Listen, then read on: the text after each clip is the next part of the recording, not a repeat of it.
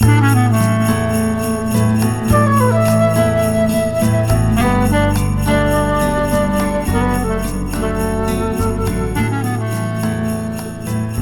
Rebecca, thank you so much for joining me today. I'm really excited to speak with you.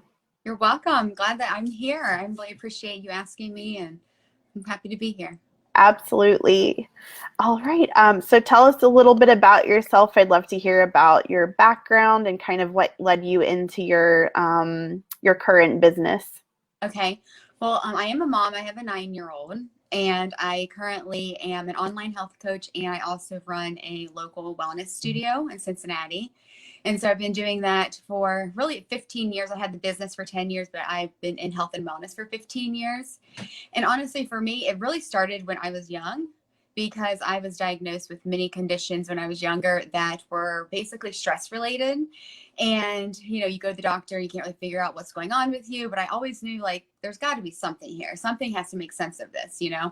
And so it just kind of really made me like more interested in health and wellness and not necessarily alternative, but just other ways of looking at things than just the conventional way. I mean, there's a place for the conventional way, but there's also what I like to call now is complementary, not quite alternative, because we need our conventional healthcare system, but they don't know everything. Yes. Yeah, for sure. We can really do on our own to help our health. So really really started with that. Yeah. Yeah, it's a much more empowered way of being. I know a lot of people kind of go to their doctor and they're like, oh, we have these problems. And then they're like, oh, well, I don't know what could it really be. We could try this medicine or this medicine, just kind of see what happens. But, that's kind of it. And then you may or may not have any benefit from that. And then you still have this problem and you don't know what's causing it. You don't know where it's coming from. So you can't really fix it. You can just kind of mute it. Exactly. Yeah.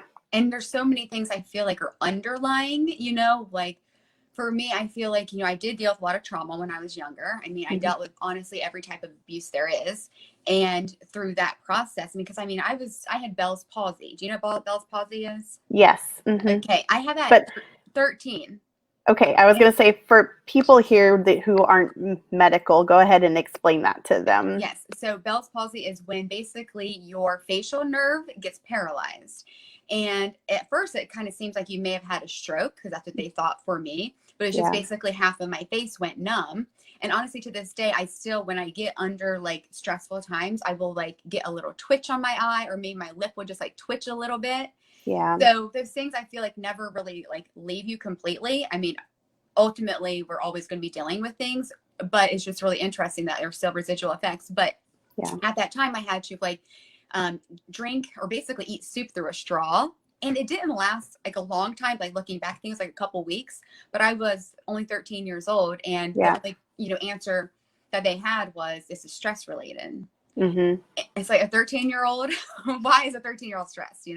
Yeah. It's just because of the trauma, that I experienced, ultimately. And I didn't realize it at that time, the effect that it would have. But now looking back, I'm like, oh my gosh, I was diagnosed with IBS when I was 14. That's all stress related. Yep. And then what was the other? Well, Stargardt's. So I'm technically legally blind. Yeah. And I was diagnosed with that at 14. So I've had all these things that's like, well, we don't know why you have it, but you have it. Now you got to deal with it. Mm-hmm. Which ultimately we still don't know the whole reason behind the Stargardt's. I have my own maybe spiritual reasons for it, but I don't know exactly what that is. But, we're just dealing with it. Right. Yeah. And then, some of these are incurable, and it's, one of those things where you've got to manage it and try to slow progression. Yeah. And so, one of the things we talked about is just the way you've been able to overcome a lot of these things that have come up because, a lot of them have stemmed from this trauma as a child. And that's something that I think is just now more mainstream. People are more aware of the issues that causes. Yeah. So I'd love to hear a little bit about how you've kind of said, like, you know what, I'm not going to rely on the doctors to fix this for me, and I'm taking things into my own hands. On like a blanket statement for me that I've really just embraced over the years is that honestly, our limitations can be our guides. So Hmm. instead of looking at it as a problem, I mean, when I was first diagnosed, especially with my eyesight condition, because that's like, oh my God, I could go blind, like that's a huge deal Yeah. that lasts forever. I mean, all the other stuff I'm still gonna be dealing with forever, but to lose your eyesight, that would be terrible, right? Hmm. And so I definitely, when I was first diagnosed, I mean, I probably was depressed for like 6 months, Hmm. which in the main scheme of things really isn't a long time. I kind of bounced back pretty quick, and I was like, well, you know what? This is just what it is. This is what I have to deal with. And rather than looking at it as a problem, I looked at it as more of my guide. So even going back to like the IBS, for instance, okay, that because I have some slow digestion, things going on, I have to eat healthier or I will deal with a lot of discomfort, right? So I'm looking at Yeah. that as well. This is just, God or the universe's way of helping me be more healthy because I have to do that in order to not have the symptoms that I have. Hmm. And so the same thing with my eyesight. So I looked at that as, well, what can I do?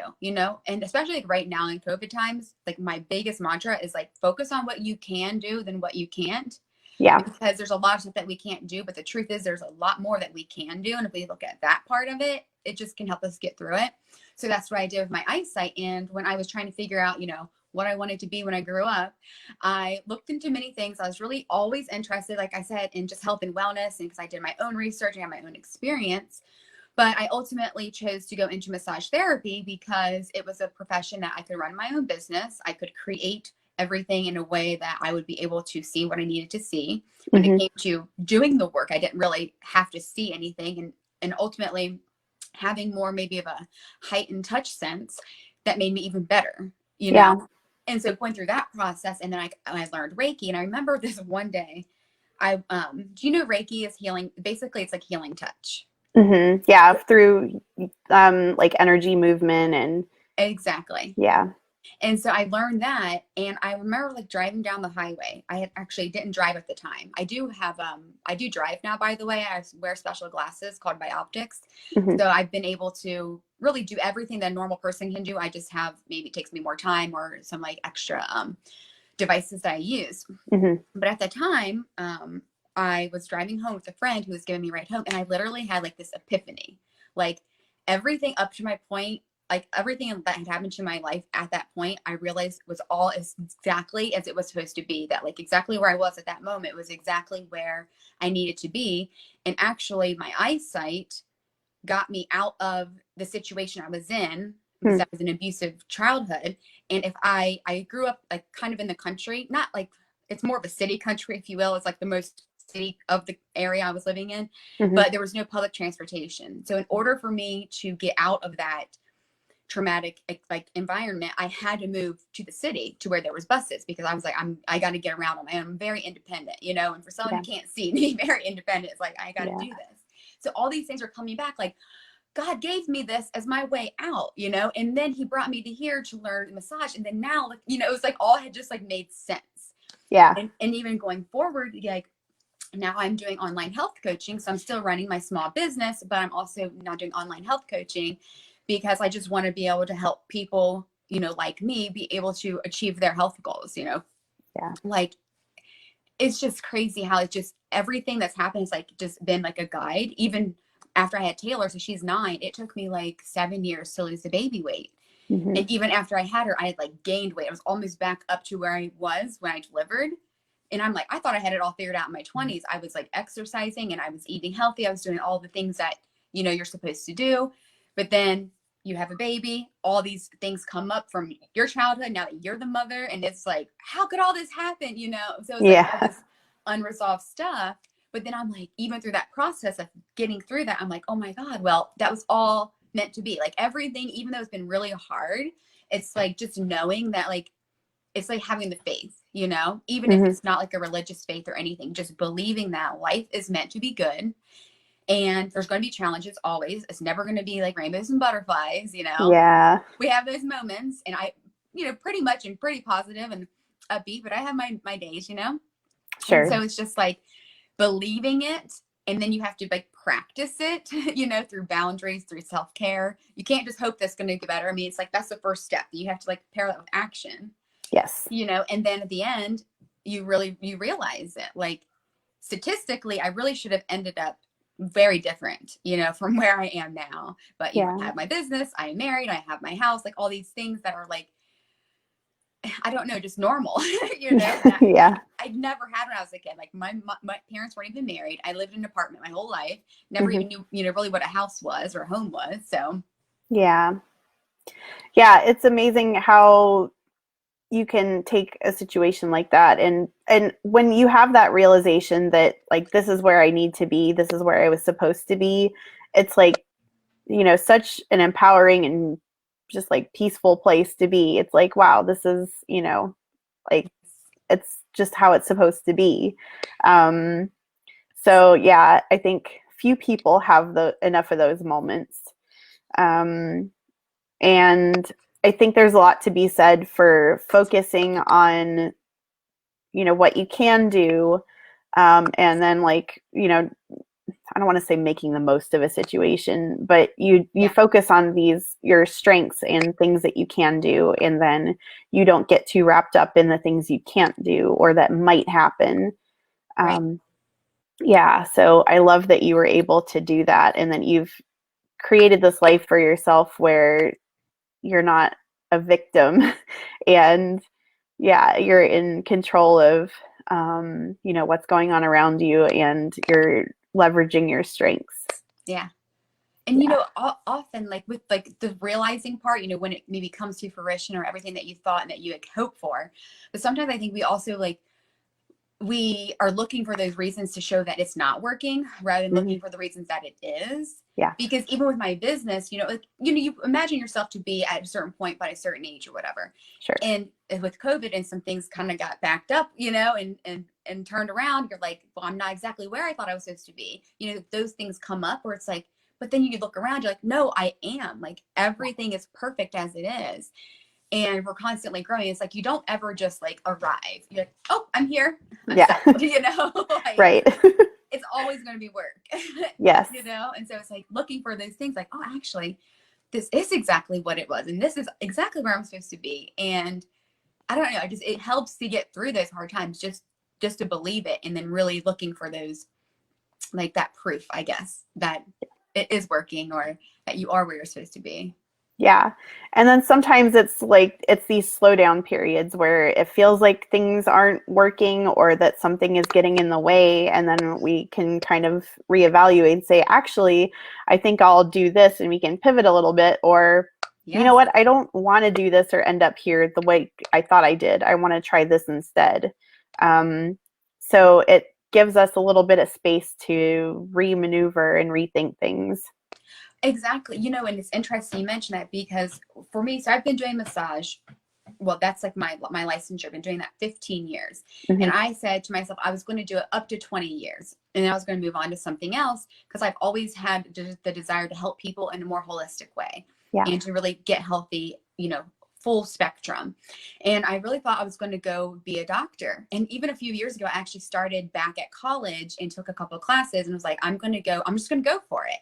Yeah. And then I had another epiphany, okay, in the shower. Like, don't we always have like the greatest Yeah. like epiphanies in the shower? And I'm just like, I'm okay. So I saw this, like, might sound weird or whatever, but I saw like this purple like haze in my vision. And Hmm. purple is like the crown chakra, which is the color of the crown chakra, which is like your connection to a higher power, whether Yeah. that's God, universe, whatever it is. It's all kind of the same. It's just how you want to look at it. But and I just remember thinking like, I don't have to be a doctor to help people the way that I want to help people. Like Hmm. I am enough as I am. I know enough. I have learned enough. Like just me being me, I don't have to go through this next 8 years of education to help Yeah. someone. And it's interesting how I came about health coaching. It's like I actually had a coach myself a couple years ago. Hmm. And I'm like, the thing about coaches is that they help you to actually make the changes that need to be made. So when I look back now, I'm like, I'm so glad I didn't continue to be like on that doctor path because I would have just been another person telling someone what to do rather than helping them actually implement the changes, which that's more important. And I Yeah. like looking at like the nutrition, the fitness side, the mindset is a huge part of it. But you know, Yes. the sleep, the stress, like a full spectrum of like, let's make you whole again, you know? And so Yeah. I felt like, okay, this is great, you know? And so I don't know, and even that like had led me to to where I'm doing like what I'm doing now, because I thought I was going to wait a few years to do that. And now I'm like, well, let's just do now. I started about a year ago. So it's like, why wait? Right. Like now is the time. Like you think it's going to go this way, but it's like, actually, let's just do it right now, Yeah. Yeah, definitely. And then, just having a license like that, it's meant to, prove that you know a certain set of things, and those set of things are governed by different agencies and, people, and it's all in the name of safety. And that's great. That has its place in the world. But then just as a doctor, you're limited to 15 minutes of FaceTime with a patient. You're trying to basically prescribe a treatment plan based on nothing. And Exactly. it's it's just really difficult, and it's just not a good system right now. It's like they have their place. And I think honestly, like the research with health coaches are saying that, there's a lot more coming up, and actually even hospitals and a lot of other facilities are hiring them because they're saying that they're actually being more impactful because they're able to take the whole picture and help a patient actually implement them. For me, I just, am going to be an entrepreneur and have my own, business in doing that. But I still think it's really cool that it's out there. It's not like this weird thing now. It's it's really acceptable. And it's actually, studies have shown people who work with them have better results because it is someone who's to help them figure it out. What works for you may not work for me and vice versa. So it's having that someone to be okay, yes, all fruits and vegetables would be great, but let's be realistic with your lifestyle and your work. Potato chips are okay. Yeah. It's okay to have that snack at work or whatever it is, little things like that. So yes, definitely. Yeah. And then, it just really helps gap that, it bridges that gap that, that, it's just missing. It's missing for a lot of people. And a lot of people, it's you have this life experience. Maybe you had good role models, maybe you didn't, and it's all related to health, mindset, everything like that. And then if you don't get it, it's not like you're going to get any, you're not going to formally get that in school. You might have a great teacher that helps you with something, but unless you just have that positive role model and example and a place to get feedback on, then it's what do you do? And coaching in general has been a great bridge for that. Absolutely. Because I think it bridges the knowing with the doing. Yes. Most of us probably already know what we should do, but doing it is different because we think we have to go from maybe this extreme to this extreme rather than finding some sort of middle ground and having someone there to just support you along the way, whether that's with health, life or whatever it is that you're going through. It's just it just, you think, and then doing it it's just different, It is. Yeah, definitely. And then you start doing it, and then you have all these judgments come up about yourself. You're not doing this right. You shouldn't do it this way. You need to do it this way. And then you just kind of beat yourself into the ground. And then most people just say, oh, well, this isn't for me. I can't do this. And, I think it's because they're trying to do it a way that's for someone else. Yes. Rather than for themselves, because I ultimately believe, and this is the great thing about health coaching too, for me personally, is as I went through the program and I'm oh my God, this is a perfect fit for me because I just look at everyone as individuals and I love balance and everything about finding your own balance and people. And what I personally believe about every single body is that you really do know what's best for you. If you really got quiet and you listened to that little quiet voice, you know what you should do. But then that big voice is no, but you need to do what Stephanie's doing. You know what I mean? Look at what she did, or whatever it is. And it's no, we really know what's best for us. We know that we need to set more boundaries. We know that we probably need to get more sleep. We know that we need to manage our stress and, maybe evaluate some relationships. And we know that we, need to maybe eat a little bit healthier and get a little bit more exercise in. But how do we do that in this life that we lead now, Yeah. Just so much information out there. There is, yeah. And so that kind of brings up two different points that I think are important too, is you have, you start falling into this trap of comparison, and then you're comparing yourself and you think you should do it the way this person did it or says you should do it, and it doesn't work for you. And then you just kind of keep going into, doing research or reading about things or, going down different rabbit holes. Yeah. And it's just a distraction to avoid like stopping and figuring out what you need to do. And a coach is a great facilitator for that, to just say, like, you need all that. I like vouch for myself. When I hired my coach a couple years ago, I was like, I am not going to ever research anything again when it comes to like how to lose baby weight or whatever. Because even my weight honestly wasn't baby weight. Like I lost 30 pounds. Like first of all, I gained 60 pounds during my pregnancy. And I was so good up until that 6-month mark. And then it just, everything went downhill. Like all the stress came in. There was so much going on at that time. Like when we bought our house, or like moved into our house, April 29th, 2011. I had Taylor July 19th, 2011. And I signed my lease for my business that I still run on September 1st, 2011. Oh my goodness. And all of that had preparation, during my pregnancy. So it was like so much stuff. And I don't know.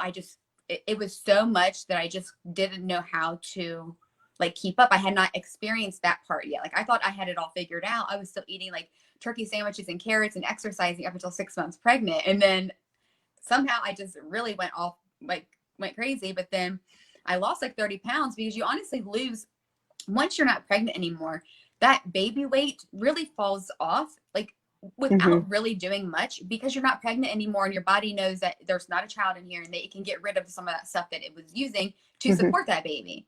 Yeah. But the other 30 pounds was what I had a hard time losing. And then I ended up gaining like 25 of it back after I lost that, like the real baby weight. So it was like, oh my God, it was like so bad. Oh. But I was like, you know what? One day I said, I'm just going to stop researching. I'm going to stop looking and I'm just going to like do it. Like I know what to do. Like at least I thought I knew what to do. And then it's like, but implementing it now in this new life that I have that is completely just turned upside down in all positive ways. Like that's the thing about stress too. It's like sometimes we forget like stress, like the stress I dealt with in a child was definitely negative stress that no one should deal with. Yeah. But when you get older, it's like all these things like the house, the business, the child, like that is stress, but it's good stress, but it still affects your body the same way as if other stress, so even if it doesn't matter if it's a good stress or bad stress, your body still, a lot of people don't even realize that they're stressed. They're like, no, but I'm not mad. I'm not upset about anything. I'm like, yeah, but I can see your shoulders up here and you're like this, like that is stress, And so it's very interesting. Yeah. And then it comes to learning coping mechanisms to how to just slowing down and realizing that you're stressed in the first place. And then going from there on figuring out what you can do on a consistent basis to help manage that. Exactly. Yeah. Like becoming aware is so critical. Yes. And then it's like, okay, then I need to take some action steps. Like once I realize that, oh, this is a thing, but not going overboard and saying, okay, fine, I'm so stressed. I'm going to do yoga every day. I'm going to meditate every day. And I'm going to have green juice every day. Like, no, those things are good, again, everything in moderation, I think, but you got to start somewhere and then work your way up. Yeah, exactly. Yeah. Baby steps, Yep. That's what really makes the change. Little things. Yes. Yeah. You pick one thing that you want to start with and then do that for a while until you feel comfortable, and then you can start adding on other things. Exactly. Yeah. You don't have to think about it. It just like kind of naturally happens. When you start like waking up and you do your 5-minute meditation. Oh, I didn't have to think about that. I just did it. So maybe I can start now doing like 10 minutes of yoga twice a week or whatever it is, Breathing. Yeah. Honestly, just breathing every day. Yeah, that's to breathe a lot. That is a good place to start. Yeah, for sure. So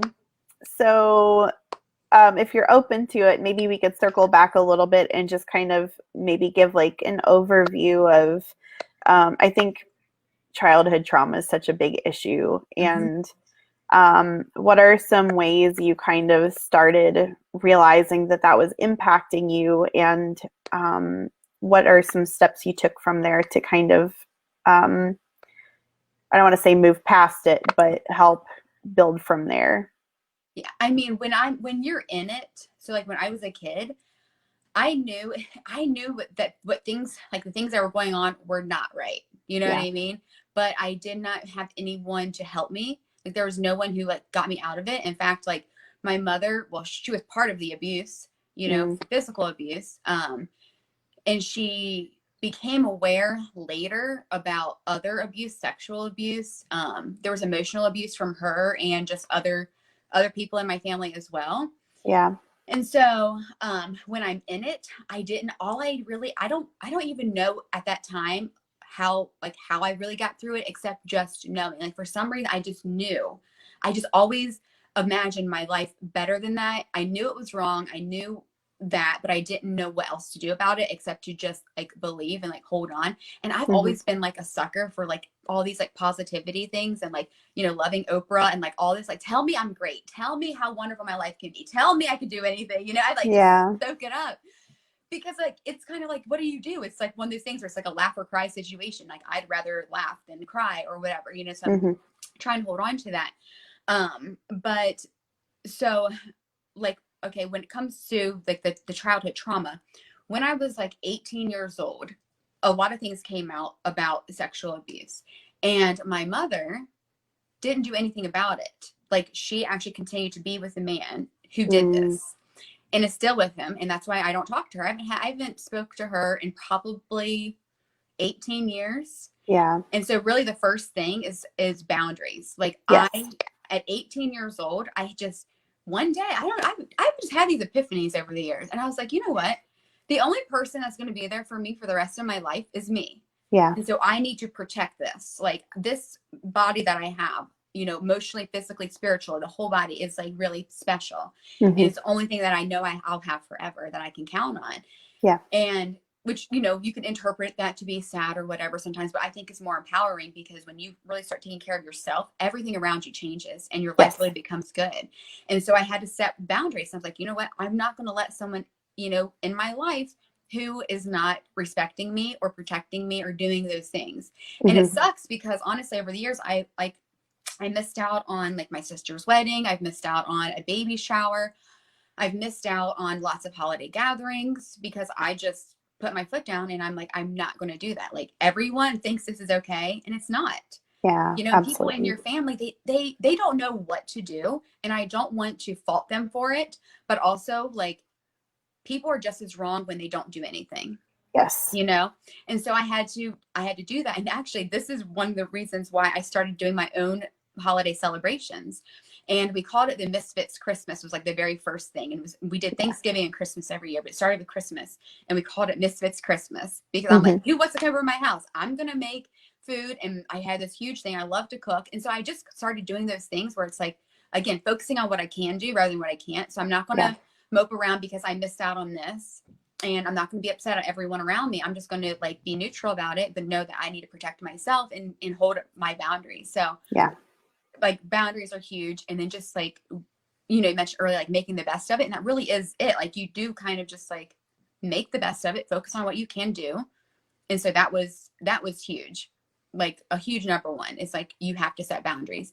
And people, when it comes to abuse, I think that is a time when you really can just like nix relationships, but other times you don't need to like cut people out of your life completely, but you might need to like set boundaries with them and not tell them like you can. I believe like you can have a conversation with someone once. If you express your feelings, you're vulnerable, and you tell them, this is how I feel, this is how you treat me, this is what I do like, this is what I don't like.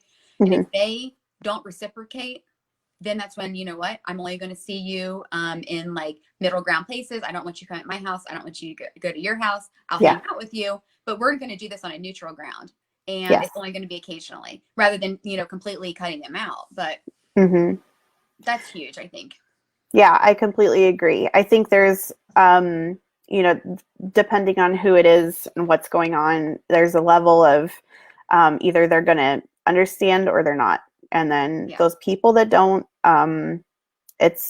you can't necessarily change their mind. You can't help them understand.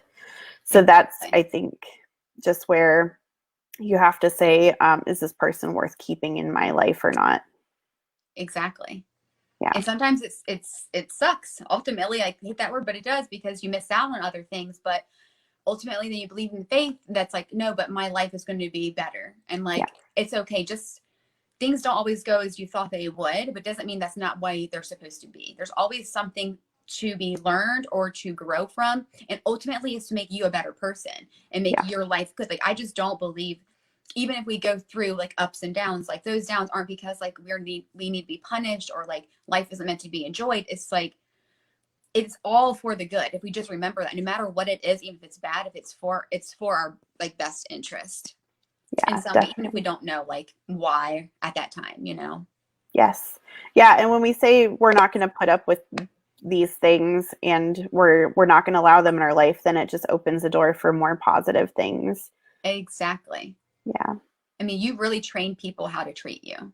Yes. Even, I mean, you like if someone has like, God, I'm dealing with the same thing over and over again, that's when you need to really look inside of you. Like, well, how are you allowing that to happen? Mm-hmm. And sometimes people think, well, I'll just talk to them and get them to change. No, you're not Yeah. going to get them to change. I do believe in having a conversation if you want to, you know, start with that, but one and done. Like, once you, Yeah. if you can give them a chance, because maybe they really are unaware. I believe everyone, you know, has that second chance. And when I was in 7th grade, Mr. Hanna was my teacher. This was a great class. It was like a life class. We read Chicken Soup for the Soul. We did all these things. We like buried I can't, you know, wrote down all the things we can't do when we buried it in the ground, and Yeah. did some other things. But he said the old saying of, you know, screw me once, it's your fault. Screw me twice, it's my fault. Mm-hmm. So I'll give you an opportunity, but you know, that's it, just one. Right. Exactly. Yeah. There's no point in going back and repeating it over and over again. Right. Just Yeah. move forward. Yes, for sure. Awesome.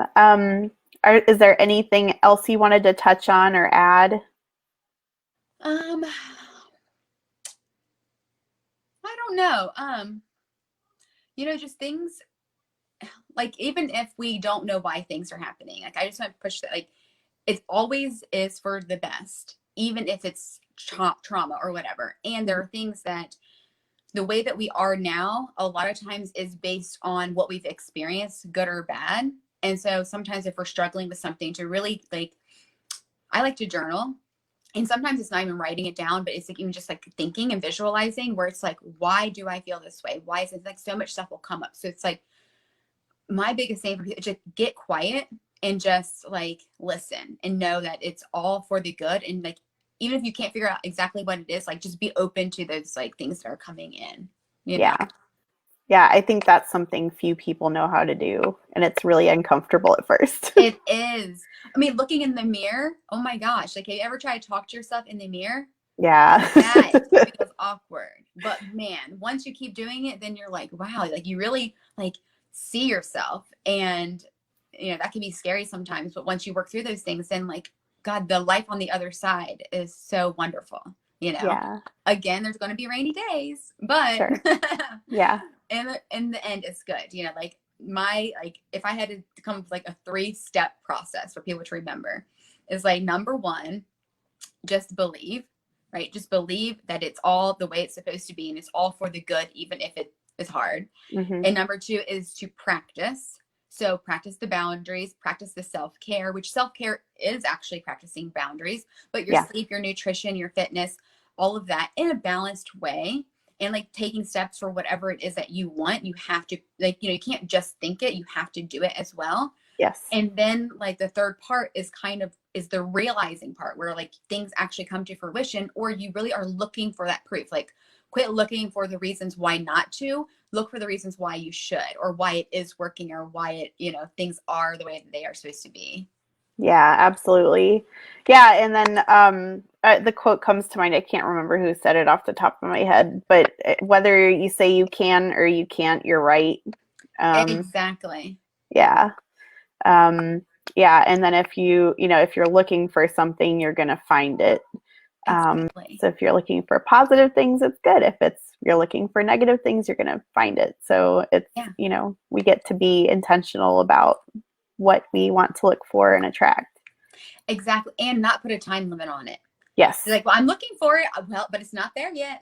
Yeah. It's like, Where is it? What's going on? What am yeah. I doing wrong? I've been doing this thing for a long time. I'm trying to be positive. Yeah. Where's that?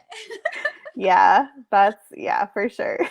But it's possible, like for me, like childhood trauma, being blind. I mean, I'm technically legally blind. Mhm. And like, if I can do all of that, like anyone can, like Yeah. we don't have to be a product of our environment. Although Mhm. there's a lot of, nature to that, like that's normal, but we still ultimately have the choice and the control in how we live our lives. Yeah. We control how we react, not what actually happens, but how we Mhm. can react to it. Yes, definitely. Yeah. So our thoughts and emotions, we can choose. We can choose our thoughts and how we react, and then yeah, eventually quit doing, repeating similar patterns. And yeah, it's just that taking a step back and like, okay, what do I want to change, and what do I want this to look like? Exactly. And if it's something that happened when you're younger, a lot of times we do end up repeating that. Like you said, like we do the same thing was that's what we knew. Even if we knew it was bad, we do like just repeat that. So Hmm. like having the conscious effort or conscious thought of like, I'm going to break that cycle. I'm not going to do that, can help too, because a lot of it's subconscious. And so when you Yes. become conscious of those things, then that can help break the subconscious patterns. Yes, definitely. Yeah, awesome. All right. So where can everybody find you to connect with you? Probably the number one place would be Instagram. My Okay. handle there is at Rebecca Geiger Holistics. And then also here on Facebook. And then I have a YouTube channel. It's all Rebecca Geiger.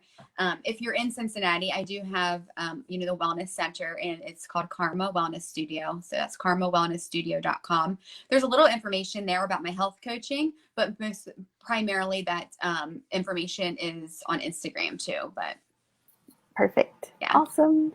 Well, thank you so much for taking the time to speak with me, Rebecca. I loved our conversation. I think it's super valuable, and I hope that helps a lot of different moms. Me too. Thank you so much for having me. Thank you so much. Absolutely. All right. Bye.